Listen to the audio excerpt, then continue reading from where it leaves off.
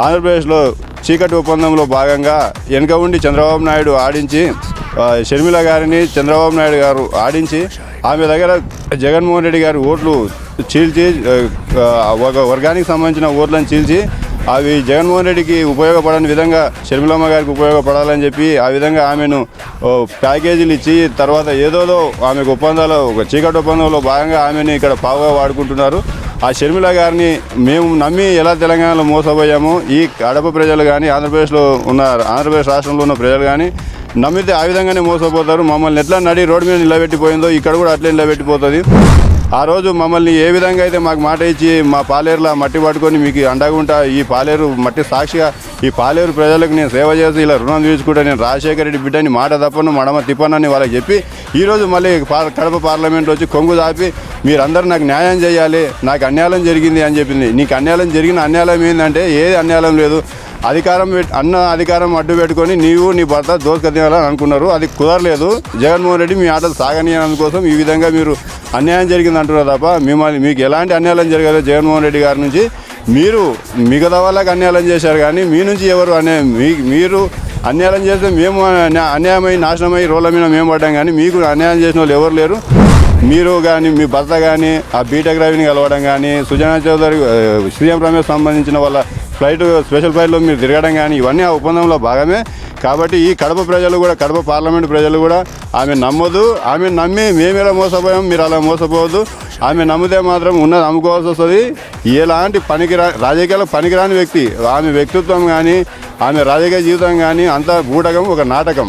జగన్మోహన్ రెడ్డి జైల్లో ఉన్నప్పుడు నేను వైఎస్ఆర్ కాంగ్రెస్ పార్టీ నేను నిలబెట్టిన డెవలప్ చేసిన అని చెప్తావు. 2014 నువ్వు 2012లో పాదయాత్ర చేసిన 13 వరకు మళ్ళీ నీకు అంత బలం ఉంటే 2014 అధికారంలోకి ఎందుకు తీసుకురాలేవు నీ పాదయాత్ర? ఈరోజు కూడా తెలంగాణలో పార్టీ పెట్టి దాదాపు ఒక సంవత్సరం పాటు 3240 కిలోమీటర్లు పాదయాత్ర చేసినావు. పాదయాత్ర చేసి పోటీ చేయకుండా ఎందుకు పారిపోయినావు? నువ్వు అంత పెద్ద క్రెడిబిలిటీ ఉన్న లీడర్ అయితే ప్రత్యేక హోదా రాష్ట్రం విడిపోయి 10 ఏళ్ళు అయింది. 10 ఏళ్ళ నుంచి గుర్తు కానీ ప్రత్యేక హోదా నీకు ఈరోజు గుర్తుకొచ్చింది. 15 ఏళ్ళ కింద తండ్రి చనిపోతే ఆ రోజు రాహుల్ గాంధీ ప్రధానమంత్రి చేయడం కళ అని ఆ రోజు రాజశేఖర రెడ్డి గారు అంటున్నావు. 15 ఏళ్ళ తర్వాత నీకు ఈ కళ గుర్తుకు రావడం కూడా ఇది గొప్ప ఇదే ఆశ్చర్యకరమైన సంఘటనలు. ఇవన్నీ పిచ్చి మాటలు మాట్లాడుతున్నావు. ఎప్పుడేం మాట్లాడుతావు అసలు తెలియని నీకే. అక్కడ వచ్చి నీళ్లు కావాలి, నిధులు కావాలి, ఉద్యోగాలు కావాలని అట్లా వచ్చి కొట్లాడతావు. ఇక్కడ వచ్చాం ప్రత్యేక హోదా కాని కావాలని కొట్లాడతావు.